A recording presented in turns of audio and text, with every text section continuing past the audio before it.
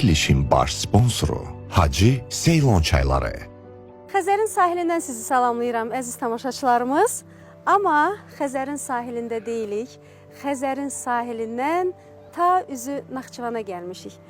Naxçıvan öz tarixi abidələri ilə, qədimliyi ilə, monumental sənət əsərləri ilə seçilən, öz bədii ədəbiyyatı, öz tarixi şəxsiyyətləri ilə seçilən bizim ən dəyərli diyarlarımızdan biridir. Və biz bugün Xəzərin sahilindən sizi üzü Naxçıvana gəlmişik deyərək qonaq gəlmişik və bizim bugün qonağımız Naxçıvan Dövlət Universitetinin Beynəlxalq Münasibətlər Kafedrasının dosenti, tarix üzrə elmlər doktoru və Naxçıvan Dövlət Universitetinin rektoru bizim dəyərli Elbrus müəllim İsayevin qonağı olacağıq. Və Elbrus müəllim demək olar ki, xoş gəlmisiniz Fəxriyə xanım. Siz bizim qonağımızsınız, sağ olun.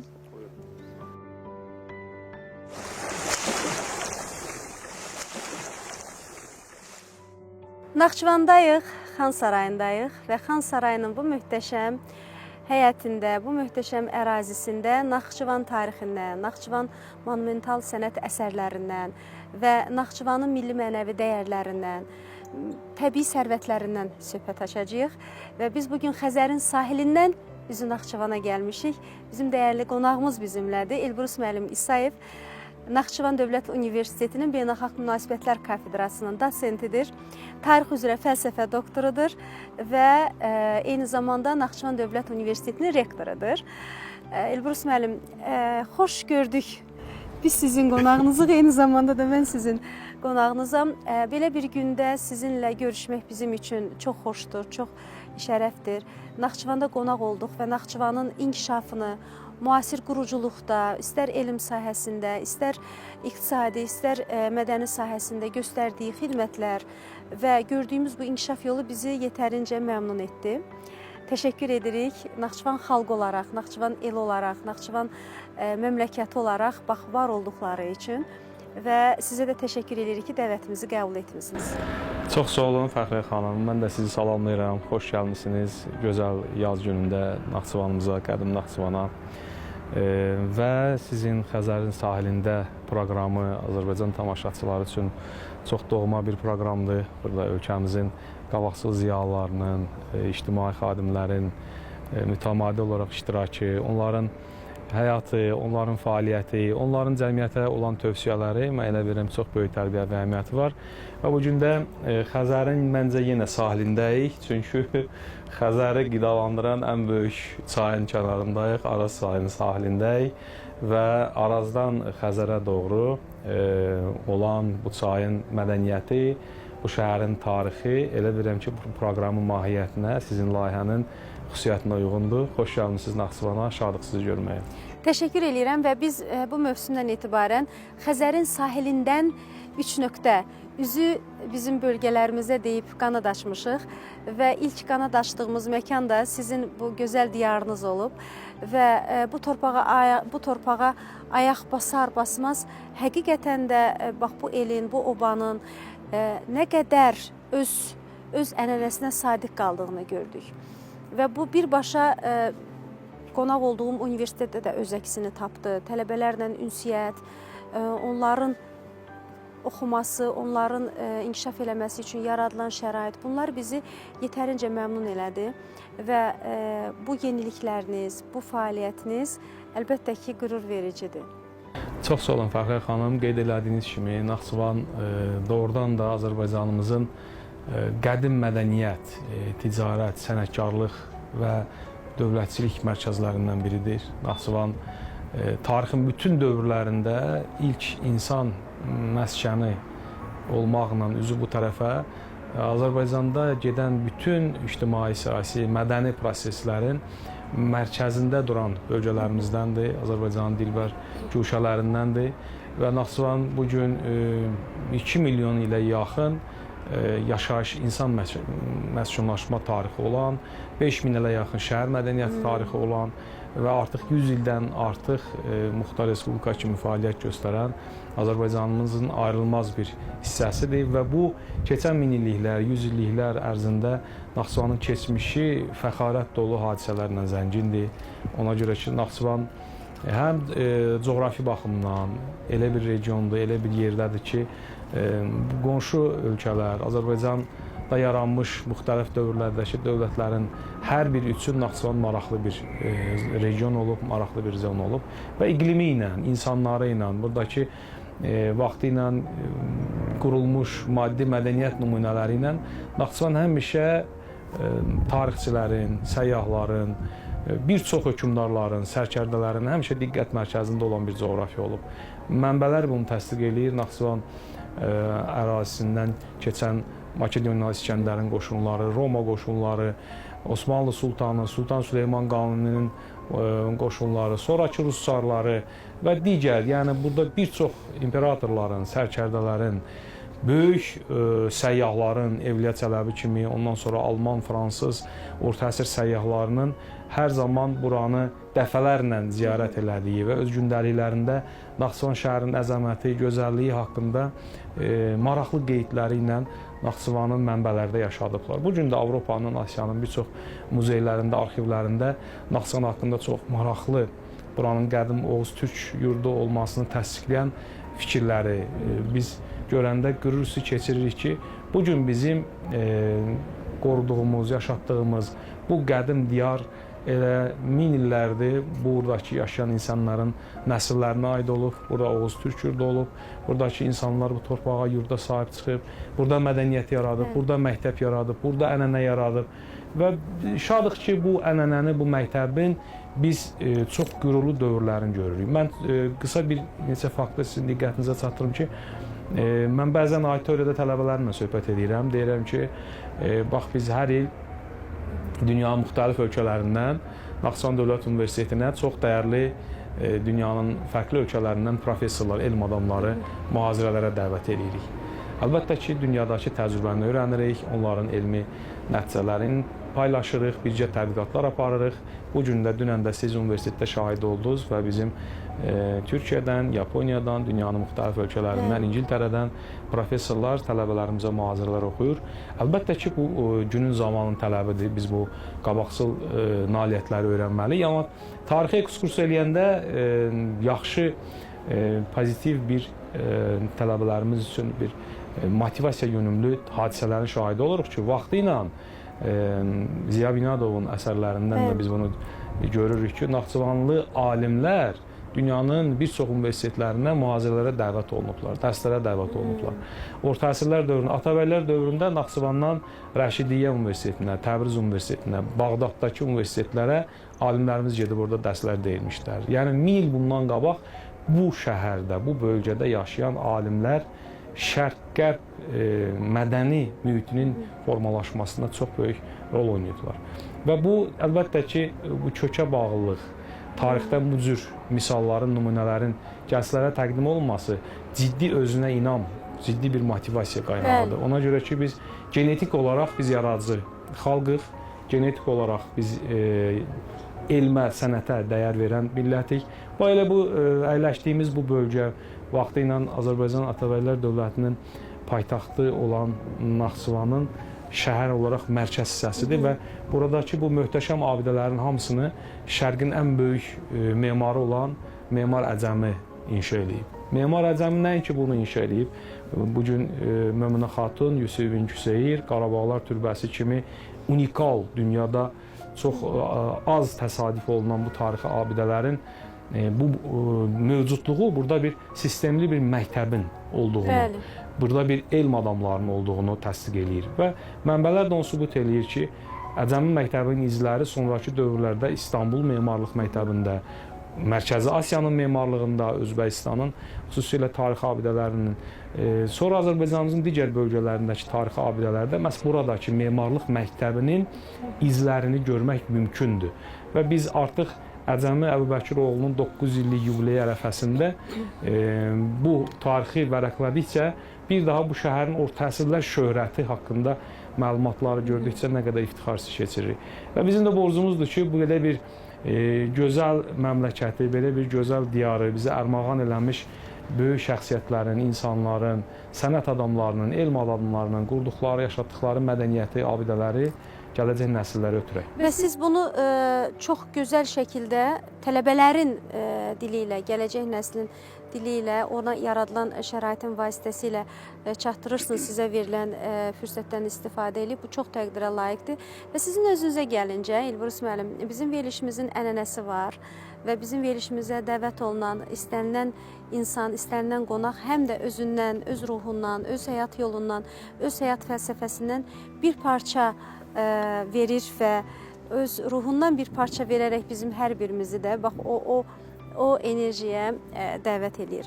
Biz Arazın sahilindəyik, Xəzərin ta sahilindən Araz sahilinə qədər gəlmişik və buradan Arazın ətrini duya-duya Xəzəri vəsf eləmək istəyirik.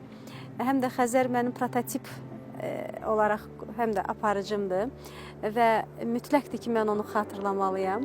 Biraz bədii vasitə olaraq da, həm də poetikasına da arxalanaraq Elbrus İsayev tarixçi olmağı seçdi və tarixçi olaraq fəaliyyət göstərmək həm də peşə olmaqdan yanaşı mənsubiyyət mövqeyi, mənsubiyyət göstəricisidir. Bir vətəndaş olaraq tarixçi olmaq və bir vətəndaş olaraq obyektiv münasibət sərgiləməyi, özünə yol seçmək, bunun özü artıq böyük bir vətəndaşlıq missiyasıdır.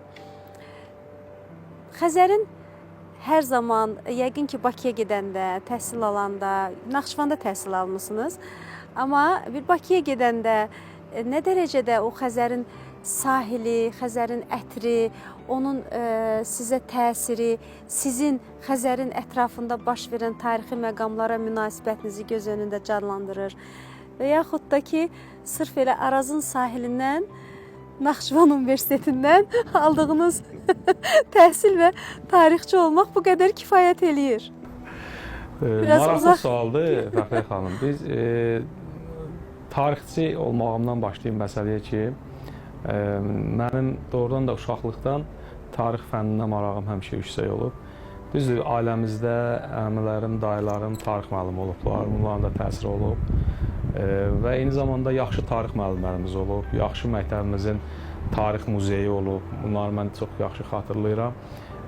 Və tarix fənninə həmişə, humanitar fənlərə həmişə həvəsli olmuşam, maraqlı olmuşam, tarixi filmlərə maraqlı olmuşam, onları tarixi əsərlərə, tarixi romanlara maraqlı olmuşuq. Onları çox oxumaqla, xüsusilə obrazlı bu romanlar, tarixi romanlardan mən yəqin ki, tarixçi olmağa daha çox yönlənmişəm. Tarixi romanlar mənim üçün doğrudan da bir peşəmə, həyatıma, karyerama yön verən bir xəritə rolunu oynayıb və mən ona görə tarixi romanlar orta məktəbdə, uşaqlıqdan oxuduğum, bütün bu günə qədər oxuduğum bütün romanların, bütün obrazlar hamısı mənim beynimdə elə indiki kimi canlıdır. Və tarixçi olmağın Naxçıvanda yaşayıb, Azərbaycanda yaşayıb bütövlükdə tarixçi olmağın böyük bir qüruru və şərəfini zaman keçdikcə daha çox dərk eləməyə başlayıram. O baxımdan ki, bütün peşələr gözəldir, hər bir peşəmizin öz gərəkliyi, vacibliyi var, amma tariximizə yenildikcə, xüsusilə müstəqillik dövründə milli tariximizi daha dərindən öyrəndikcə mən təkrar dünyaya gəlsəydim, təkrar peşə seçsəydim, yenə tarixi daha dərindən öyrənmək istəyərdim, fikri məndə yaranır. Nəyə görə? Ola bilsin, bəlkə mən başqa millətlərin nümayəndəsi olsaydım, məsələn, mən Ermənistanda Allah eləməsin, o xalqa mənsub adam olsaydım, yəqin ki, mən tarixçi olmaq istəməzdim. Çünki onların tarixi bütövlükdə utanç verici hadisələrdir. Onların tarixi... Həm də ki, tarixçi olmaq bayaq qeyd elədiyim kimi bir vicdan işidir. Bəli. Bir mənsubiyyət məsələsidir. Bəli. Əmin olduğun bir sahədə öz sözünü deyə bilərsən. Bəli.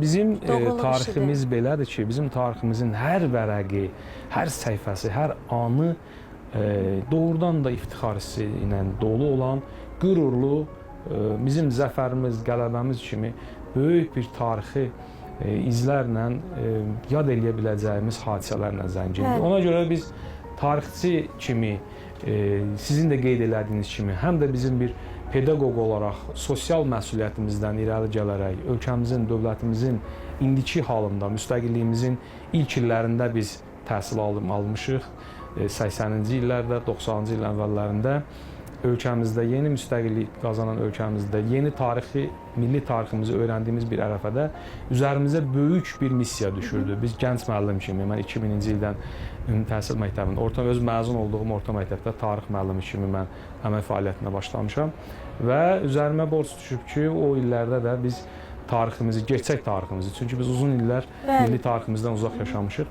Onları daha dərindən öyrənim, tədqiq eləyim, yeni nəsillərə gücüm çatdığı qədər onları çatdıra bilim. İndi bunu nə qədər bacarmışam, bunu tələbələr, şagirdlər qiymətləndirər. Onun bugün biz bariz nümunəsini gördük universitetə gələndə. Çünki universitetdə o ab-havadan, o mühitdən hiss edirsən ki, burada müəllim ruhu var. Yəni, müəllim təkcə dərs deyən deyil, müəllim olmağı bacarandır. Və Elbrus müəllim, bizim reklamlarımızın zamanıdır. Mən sizdən bu çaydan içməyi təklif edirəm. Çünki bu çay bizim dəyərli Azərbaycan brendimizdir. Və nə xoş bizə ki, bizim Azərbaycan quruculuğumuzda iqtisadi inkişaf da var. Və iqtisadi inkişaf edən ölkəmizin, öz məhsullarımızın dadını ciyərlərimizə çəkə-çəkə əziz tamaşaçılarımız ən gözəl məkandayıq, Naxçıvanın Xan Sarayındayıq. Hacı Seylon çaylarından içirik və çox dəyərli alimimizin işığına gəlmişik. Qısa bir aradan sonra yenidən buradayıq. Verilişin baş sponsoru Hacı Seylon çayları.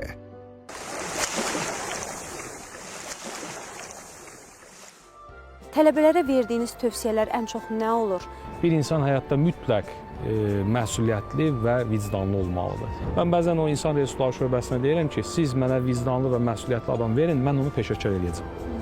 Amma siz mənə sadəcə peşəkar adam versəz, onu mən vicdanlı və məsuliyyətli eləmək təlimim, proqramım yoxdur. Çox yarıtmaz ailələrdən çox gözəl bacarıqlı uşaqlar da çıxa bilir. O baxır bizim övladlarımız hansı mühitin təsirindədir.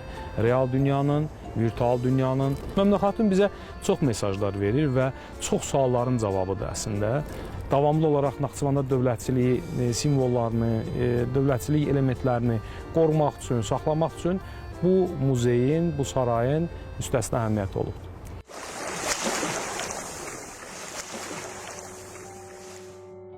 Tarixçi, Naxçıvan Dövlət Universitetinin rektoru və Naxçıvan Dövlət Universitetinin Beynəlxalq Münasibətlər Kafedrasının dosenti Elbrus müəllim İsayevlə bərabərik. Və Elbrus müəllim tarixi bilməklə yanaşı, eyni zamanda cəmiyyətdə uğurlu insan olaraq, öz mövqeyini yetərincə təmsil etməyi bacaran bir insan olaraq bugün bizimlədir. Və biz hər zaman Xəzərin sahilində, istər bölgələrimizdə fəaliyyət göstərən, istər xarici ölkələrdə, istər də paytaxtımızda fəaliyyət göstərən belə uğurlu insanların işığında sizinlə bərabər olmaqdan zövq alırıq. Elbrus müəllim, yeri gəlmişkən, siz çoxsaylı tələbələrlə ünsiyyətdə olursunuz. Fəaliyyətinizi orta məktəbdən başlamışsınız, tarix müəllimi olaraq. Tarix elə bir fəndir ki, burada konkretlik yoxdur. Yəni, burada bəlli faktlar üzərində müxtəlif mülahizələr əsasında hər hansı bir fikirlər yürüdülür. Uğurlu insan olmaq, tarixi şəxsiyyət kimi yetişmək və cəmiyyətdə ictimai xadim olaraq öz sözünü demək üçün tələbələrə verdiyiniz tövsiyələr ən çox nə olur? Necə olmalıdır insan? Çox sağ olun. Deməli, Fəxriyə xanım, mən həmişə tələbələrimizə və kolleqalarıma, həmkarlarıma iki məsələni həmişə xüsusilə israrla deyirəm və bugün işə qəbul olunan bizə Naxçıvan Dövlət Universitetində müraciət edənlərin işə qəbul komissiyasında da mən iki keyfiyyəti onlarda həmişə axtarıram.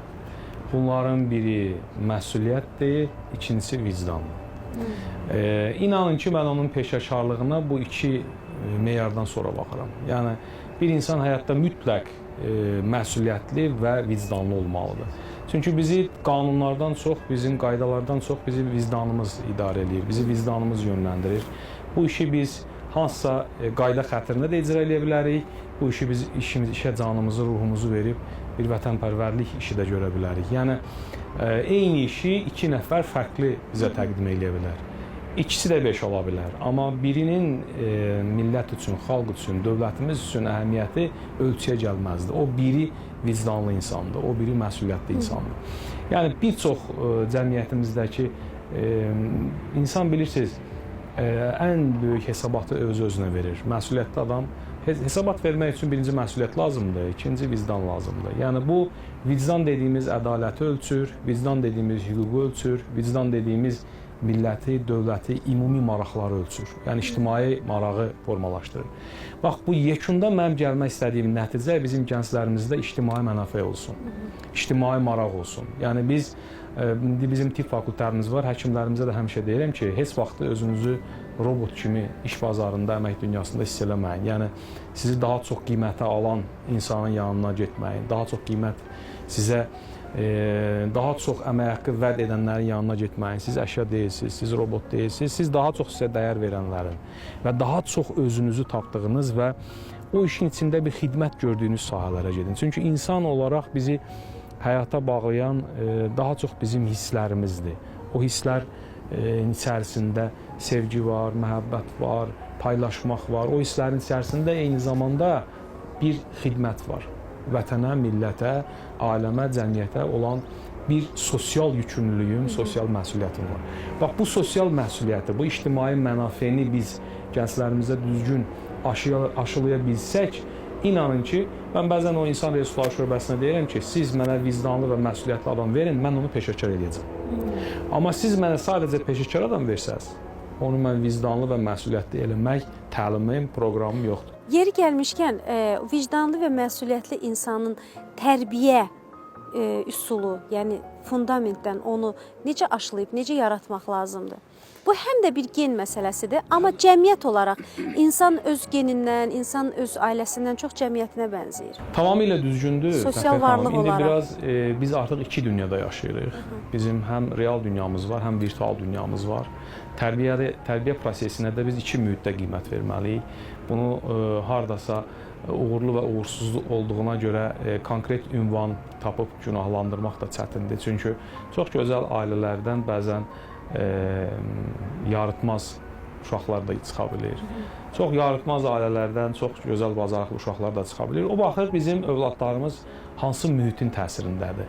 Real dünyanın, virtual dünyanın, ailəsinin, hansı mühitin təsirindən daha çox tərbiyələnir? Ona görə bu mövzuda siz burada qeyd elədiniz genetik gen məsələləri birmənalı olaraq bizim millət olaraq genimiz çox güclüdür, təmizdir, yaradıcıdır. Bu aksiomadır. Bu biz millət olaraq bunu min illərdir faktlarla təsdiq eləmişik. Uzağa getmək lazım deyil. Bizim vətən müharibəmiz, bizim Qarabağ savaşımız, bizim Ali Baş Komandanın ətrafında gənclərin səfərbər olmağı bir mənalı hamısı o tez-tez trend oldu ki, bizim şəhidlərin arasından tarix fənnindən 2 alsam da özüm tarix yazdım, tarix yaratdım. Bu misallar ki, gəlirdi. Bunlar gerçək bizim gözümüzün qarşısında 44 gün vətən müharibəsində biz gördük ki, Ulu öndərimizin dövründən başlayıb cənab prezidentlə davam eləyən vətənpərvərlik tərbiyəsi, Azərbaycançılıq ideyası, ideologiyası bizim gənclərimizi, o genimizi təmizdir, o gənclərimizi vətənpərvərlik mövzusunda həmişə diri saxlayır. Elə yeri gəlmişkən biz sizlə görüşəndə monumental sənət əsəri olan Möminə xatın türbəsini biz ətrafında gəzdik. Siz onun tarixi məqamlarını izah elədiniz, göstərdiniz. Bunun özü də bugünə qədər qorunub saxlanılan abidədirsə, demək ki, bəlli bir, siz hətta orada da qeyd etdiniz ki, bəlli bir mücadilədən sonra bizim əldə saxladığımız nümunədir. Arxamızda gördüyünüz, bax bu Xan Sarayının özü də qədim tarixə malik olması və bugünə qədər əgər biz buradayıqsa, demək bu da hansısa genetik qoçaqlığın, genetik mübarizliyin nümunəsi olaraq bizim dövrümüzə qədər gəlib çatıb. Tamamilə doğrudur. Region olaraq biz mübarizə instinktimiz, mübarizə hissimiz, duyğumuz çox yüksəkdir. Və təbii ki, Naxçıvan deyəndə bizim maddi abidələrimiz içərisində bizim orta əsrlər dövrünün şah əsərlərindən olan Möminə xatun türbəsi gözümüzün önündə canlanır. Möminə xatun bizə çox mesajlar verir və çox sualların cavabıdır əslində. Bu həm tarixilik baxımından, həm dövlətçilik, həm mədəniyyət yaratmaq, həm də ümumiyyətlə cəmiyyətdəki bu gün qarşılaşdığımız bir sıra sualların həlli baxımından çox vacib bir maddi sübutdur. Birinci ona görə ki, 1000 il bundan qabaq ki, belə bir türk İslam abidəsi bizim torpağın möhrüdür. Abidələrimiz yerə sancılmış bizim möhürlərimizdir. Birinci möhürümüzdür. İkinci, belə bir böyük bir mədəniyyət hadisəsini yaradan xalqın dünyəvi elmlərdən xəbər olmalıydı. Məktəb olmalıydı. 1000 il bundan qabaq deməli Naxçıvan görün mədəni mühiti nə qədər zənginmiş ki, burada belə bir möhtəşəm memarlıq əsəri, Naxçıvanın rənglərinin təsvir olunduğu, Qurani-Kərimdən, bizim dinimizdən orada ayələrin həkk olunduğu, Türk Oğuz yurdunun simvollarının əks olunduğu və bütövlükdə memarlıq konstruksiyasının ən incə detallarını daşıyan və 1000 ildə heç dərmənməyən, heç dağılmayan bu qədər ayaqaltı müharibələrə şahidlik eləmiş Naxçıvanda öz varlığını qoruyan bir abidə kimi dəyərlidir. İkinci dəyərlidir Möminə xatunun bir xanımın şərəfinə olan bir abidə kimi dəyərlidir. Bəzən indi bizə gender bərabərliyindən dərs keçmək istəyən Qərbin bəzi institutlarına Möminə xatun çox böyük bir tutarlı bir cavabdır ki, bu Naxçıvan, qədim Naxçıvanda çox az saylı kişilərin adına biz abidə tapa bilərik. Naxçıvanın ən möhtəşəm abidələri buradakı xanımların, xatunların adınadır. Möminə xatun, Quydi xatun, Qarabağlar türbəsi, qız qalaları və s. qız bulaqları, qız qalaları. Bizdə xanım, qadın hər zaman qiymətli olub, dəyərli olub. Bu həm də ona 1000 il bundan qabaq ki, Naxçıvan xanımının şöhrətini, onun dövlətçilikdə yerini, onun öz sərkərdə ilə, öz hökmdarı ilə bərabər Naxçıvanın müdafiəsində, ölkəmizin, Azərbaycanımızın qurulmasındakı xidmətlərini deyir. Bu Atabəylər dövrünün paytaxtı kimi Naxçıvanda Möminə xatun bu eyni zamanda şəhərin hakimi kimi, Zahidə xatun, Möminə xatun, bu Naxçıvan şəhərin hakimləri, Naxçıvan şəhərin rəhbərliyi məhz bu xanımlar tərəfindən həyata keçirilir. Bu eyni zamanda bizim bugünkü deməli bizim qarşılaşdığımız bir çox suallara tutarlı bir cavabdır. Bəli, həm də ki, açıq muzeydə yanında göstərilən açıq eksponatlar altında, bizim qədim tariximizin bəli, açıq səma altında muzeyin eksponatları Naxçıvanın bir daha qədim Oğuz Türk yurdu olduğunu təsdiqləyir. Onlar Naxçıvanın müxtəlif kəndlərindən, rayonlarından, şəhərlərindən toplanmış eksponatlardır ki, onlar həm o qoç fiqurları, həm digər qəbir abidələrimiz, digər tarixi Gəmiqaya təsvirlərindən olan nümunələr Naxçıvanın bilirsiniz ki, eyni zamanda Nuh Peyğəmbərlə əlaqələndirilməsi mövzusu var və bu sahədə tədqiqatlar var. Gəmiqaya buna ən böyük sübutlardan, tarixi dəlillərdən biri kimi göstərilir. Hətta bilirsiniz ki, dünyada ilk Nuh tufanından sonra ilk məktəbinin, ilk yazının yarandığı məkan kimi Gəmiqaya göstərilir. Və o Gəmiqayadakı qayaüstü təsvirlərin, Gəmiqayadakı o mədəniyyət nümunələrin, folklor nümunələrini toplayıb biz elmi dövrə yeni materiallar görəndə baxırıq ki, doğrudan da Naxçıvan sivilizasiya üçün nə qədər dəyərli töhfələr verib. Və qaldı ki, bu bizim bugün bu ətrafımızdakı abidələr və xüsusilə Xan Sarayı, Möminə xatunun tam yaxınlığında bu ərazi Orta əsrlər dövrünün Naxçıvan şəhərinin mərkəzi kimi qarşısında böyük karvansaraların olduğu, bilirsiniz Evliya Çələbidə və digər səyyahların əsərlərində Naxçıvan şəhərində 30-dan artıq karvansarayın olduğu göstərilir. Həm də bu sarayın özünün tarixi monumentallığının nümunəsini onda görürük ki, orada hər bir otağın özünə məxsus öz memarlıq nümunələri var. Məsələn, güzgülü zal özünə məxsusluğu ilə seçilir. Orada bir otağın olması, diplomatik söhbətlərin masada, bütün o eksponatların hər biri orada baş verən hadisələrin canlı şahidi olaraq həm də oradan bizə verilən bir mesaj olaraq biz görürük bunu. Xan Sarayı qeyd elədiyimiz kimi bizim xanlıqlar dövründə Naxçıvan xanlarının bir müəyyən dövrdə evi kimi, sonraki dövrlərdə isə bu Xan Sarayından dövlət danışıqlarının qeyd elədiyimiz kimi aparıldığı bir yer kimi, saray kimi, dövlət işlərinin görüldüyü bir bina kimi istifadə olunubdur və sonralar bu Xan Sarayı muzey kompleksi kimi istifadəyə verilib və onun içərisində Naxçıvan xanlığının atributları, xanlığa aid olan gerblər, bayraqlar, o dövrdəki bəzi tarixi sənədlər, istifadə olunan bəzi məişət əşyaları, silahlar, müxtəlif xanlıqlar dövrünə aid olan, Naxçıvan xanlığı dövrünə aid olan müxtəlif eksponatlar qorunub saxlanılır. Əlbəttə ki, o da tariximizin bir parçası, bir hissəsidir. Davamlı olaraq Naxçıvanda dövlətçiliyi simvollarını, dövlətçilik elementlərini qorumaq üçün, saxlamaq üçün bu muzeyin, bu sarayın müstəsna əhəmiyyəti olubdur. Elbrus müəllim, reklamların zamanıdır və demək ki, bizim çay içmək zamanımızdır. Azərbaycan brendi olan Hacı Seylon çayından biz sizə içməyi tövsiyə edirik. Çünki bu öz dadı, öz rəngi ilə seçilən xüsusi bir nemətdir və bizim verilişimizin sponsorudur. Biz ta Naxçıvana qədər gəlmişik Hacı Seylon çayları ilə əziz tamaşaçılarımız və hər birinizə də bu çaydan almağı, dadmağı və evinizin də ruzlu, bərəkətli olmasını arzulayırıq. Qısa bir aradan sonra buradayıq. Elbrus müəllimlə çox maraqlı söhbətimiz davam edir. Verilişin baş sponsoru Hacı Seylon çayları. Biz hər birimiz sevdiklərimizi, əzizlərimizi çay süfrəsinə dəvət edirik. Çünki bilirik ki, çay bizim əhval-ruhiyyəmizə çox gözəl təsir edir. Həm də bilirik ki, çay çox faydalıdır. Çünki onun tərkibində 300-dən çox kimyəvi birləşmələr var ki, bu da insan orqanizmində bir sıra xəstəlikləri aradan qaldırır. Lakin yaxşı dəmlənmiş və keyfiyyətli çay da bu belədir. Yaxşı dəmlənmiş keyfiyyətli çayı necə seçib almaq lazımdır sualı versəniz, bunun tək bir cavabı var. Bu Hacı Seylon çaylarıdır və Hacı Seylon çayları Şri-Lanka torpaqlarında yetişdirilən kolların pöhrələrindən hazırlanır və Şri-Lanka hökuməti keyfiyyətinə əmin olmadığı heç bir məhsula bu keyfiyyət nişanının vurulmasına icazə vermir ki, bu Hacı Seylon çaylarında var. Və biz bunu hardan ala bilərik sualı versəniz, bu Taygastor market şəbəkələrindən və şəhərimizdə fəaliyyət göstərən digər marketlərdən alıb əldə edə bilərsiniz. Və siz ora daxil olsanız, piştaxtaya yaxınlaşsanız, orada bir sıra çeşidlərini görmüş olarsınız. Biləsiniz ki, yaşlı rəngli qablaşmada olan Pekoya çeşidi xırda yarpaqlı sadə qara çaydır. Qırmızı rəngli qablaşmada olan Opa çeşidi iri yarpaqlı sadə qara çaydır.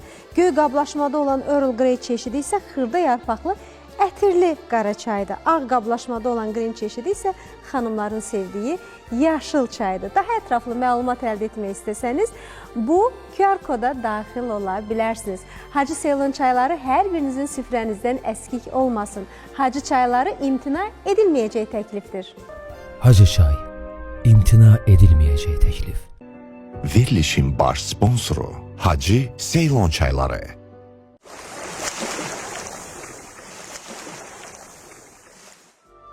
Bir maraqlı məqam da diqqətimi çəkdi ki, Cambridge Universitetindən sizin işbirliyiniz var.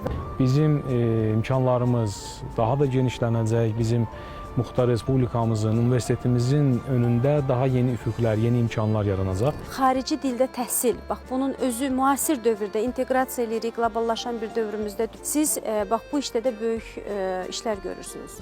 Cambridge Universitetinin lisenziyası əsasında bir Cambridge məktəbi açmışıq.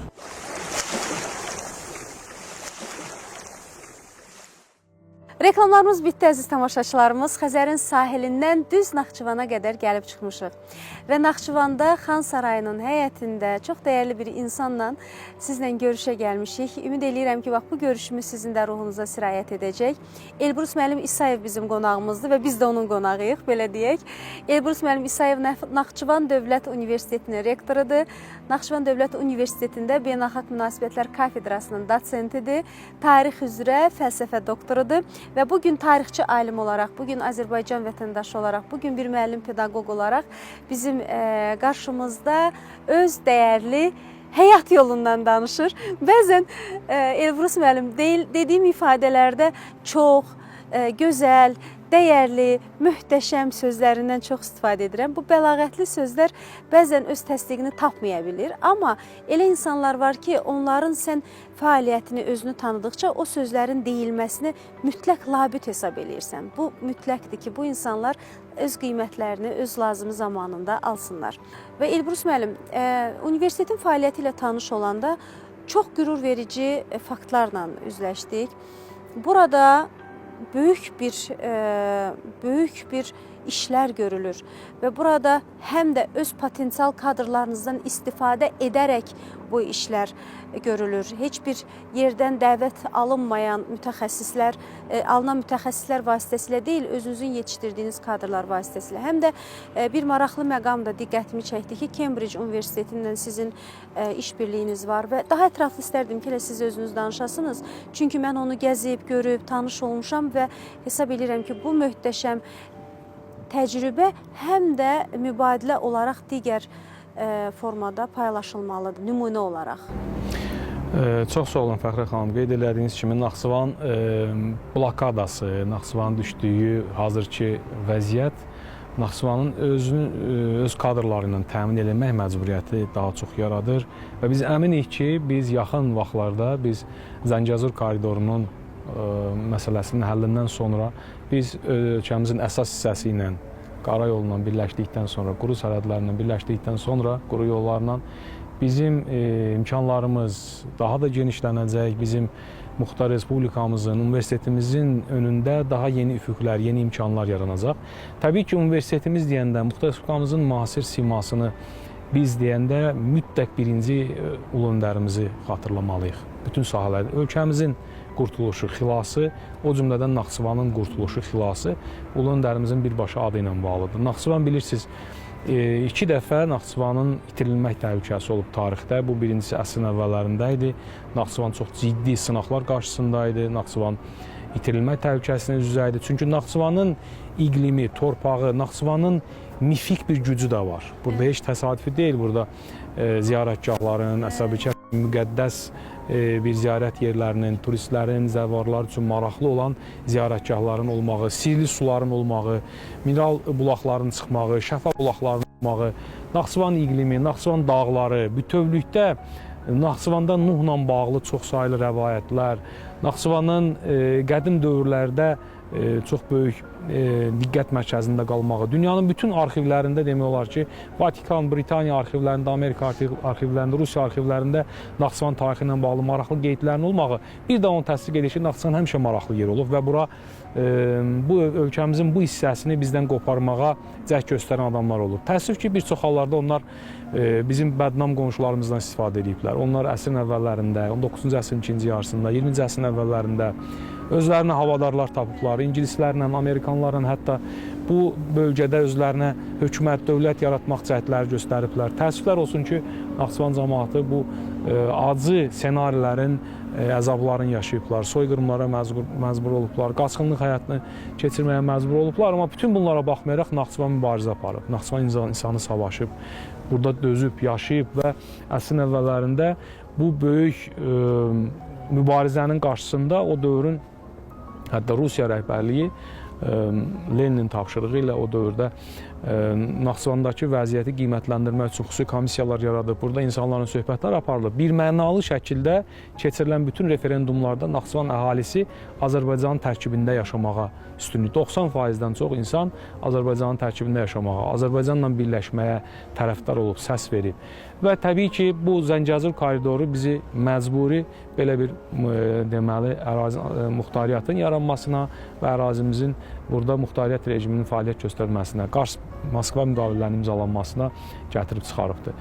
90-cı illərdə də eyni acı taley, Naxçıvanın taleyi ilə bağlı qeyri-müəyyənlik, Naxçıvanın taleyinin çox belə acınacaqlı duruma düşdüyü bir vaxtda təbii ki, taleyin hökmü ilə ulu öndərimizin Naxçıvana gəlişi, Naxçıvan insanları ilə birlikdə nəinki Naxçıvanın taleyini dəyişən, ölkəmizin taleyini dəyişən bir çox qərarlar Naxçıvanda ulu öndərimizin rəhbərliyi ilə imzalandı. Bunlar Naxçıvanda ulu öndərimizin sədrliyi ilə Ali Məclisin iclasında Azərbaycanın atributlarının, dövlət bayrağımızın, gerbimizin qəbul olunması ilə bağlı qərarlar. Eyni zamanda bizim həmin dövrlərdə Naxçıvanın adından Sovet sosialist sözlərinin çıxarılması ilə bağlı imzalanmış qərarlar. Bunlar tarix müstəqilliyin ilk illərində atılmış mühüm addımlardır. Sonrakı dövrlərdə ulu öndərimiz Naxçıvana həmişə böyük diqqətlə yanaşıb. Bugünkü müasir Naxçıvanın siması ulu öndərimizin, sonrakı dövrlərdə isə cənab prezidentin qayğısı və buradakı səfərləri, tapşırıqları ilə mümkün olub. O cümlədən bizim universitetimiz,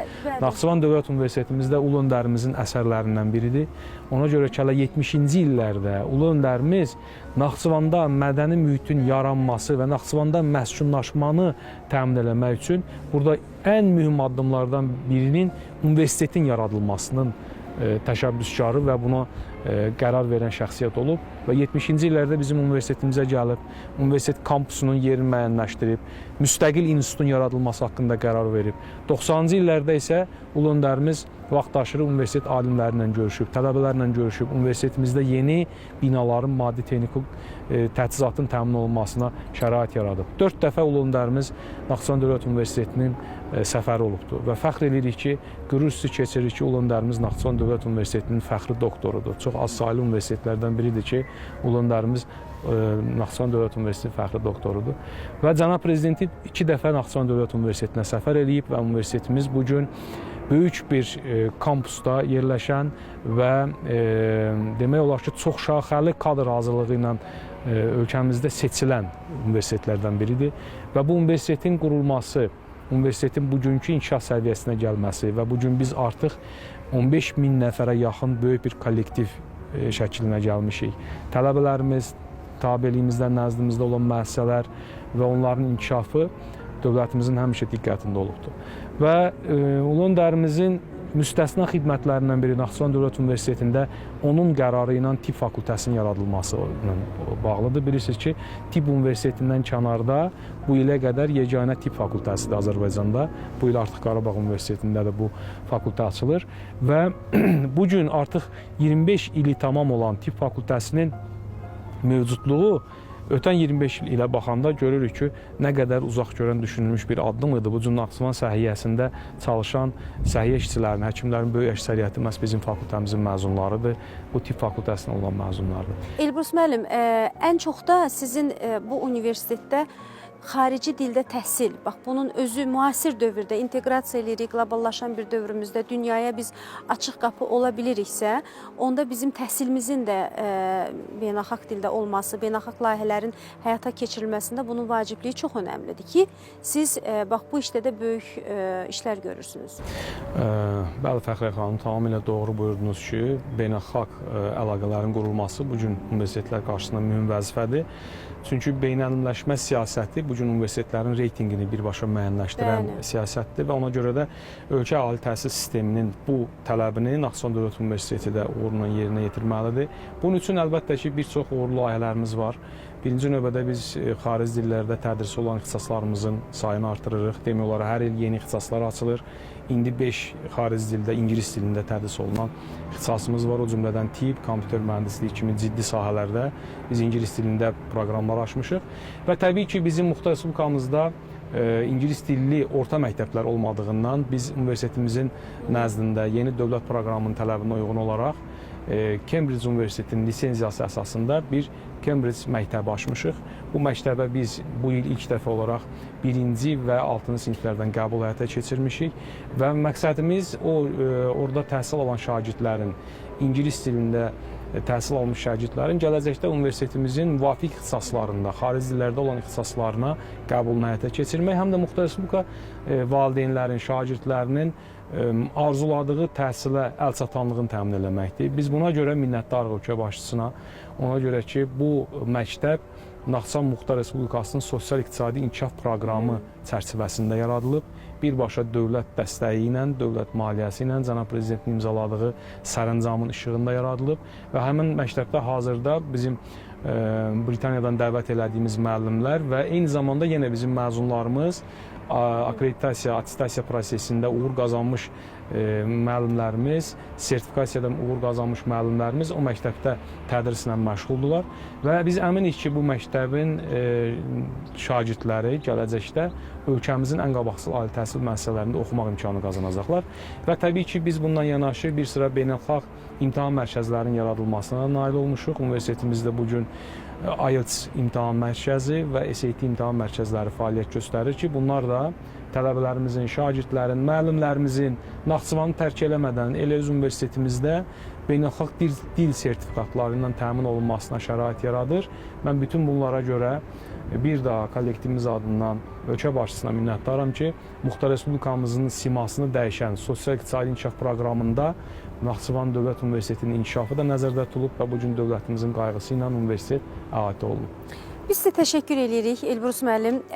Azərbaycanın inkişafında, istər iqtisadi, istər mədəni, istər elmi cəhətdən, istənilən görülən iş təqdirə layiqdir. Biz bu işdə sizə uğurlar arzu edirik. Bildiyimiz qədərilə sizin gələcək planlarınız da çox genişdir və biz Qərbi Azərbaycanadır yolumuz, Zəngəzuradır yolumuz deyirik və burada ötən il Qərbi Azərbaycan festivalı keçirildi. Məhz bu məkanda keçirildi və gələcəkdə də keçirilməsi nəzərdə tutulan bir neçə tədbirlər var. Böyük məmnuniyyətlə gəlib iştirak eləyəcəyik. Xəzərin sahilindən gələcəyik. Artıq silsilə şəklində mən bilirəm ki, bir veriliş çərçivəsinə sığmayacaq bizim fəaliyyət mübadiləmiz. Ona görə ardı var deyərək biz sizə hələlik söyləyirik. Və bugün isə bizim bax bu saat çərçivəsində sizlə bərabər həm də ağız dadımızı təyin elədik. Bu Hacı Seylon çaylarıdır və mən İlbrus müəllim sizə Hacı Seylon çaylarından sovqat gətirmişik. Bu Azərbaycan brendidir. Çox qürur verici bir faktdır ki, biz artıq bir-birimizə hədiyyələrimizi verəndə Azərbaycan adını önə çəkirik və Azərbaycan adı ilə bir-birimizi ifadə edirik. Bu çox gözəldir. Təbrik edirik sizi. Uğurlarınız bol olsun. İşiniz avand olsun və ağzınızın dadı da Hacı Seylon çayları olsun. Çox sağ olun inşallah. Mən də sizə təşəkkür edirəm. Və Naxçıvanda gəlişiniz və bugünkü sizinlə söhbətimiz çox böyük, xoş təəssüratlar yaratdı. İnanırıq ki, bu əməkdaşlığımız davamlı olacaq. Qarşılıqlıdır. Bax, belə əziz tamaşaçılarımız, Naxçıvandan sizi salamlayırıq. Xəzərin sahilindən ta Naxçıvana gedirik dedik və gəldik. Xan Sarayındayıq və Xan Sarayının həyətində dəyərli bir alimlə sizinlə bərabər olduq. Azərbaycanımızın gələcəyi, tarixi, inkişafı hər birimiz üçün müstəsna xidməti olan insanları tanımaq hər birimiz üçün çox vacib olmalıdır. Bu gəlişi gözəl sözlər deyil, bu bizim gələcəyə gedəcəyimiz yolda bir mayaqdır. Görüşmək ümidi ilə Allah amanında.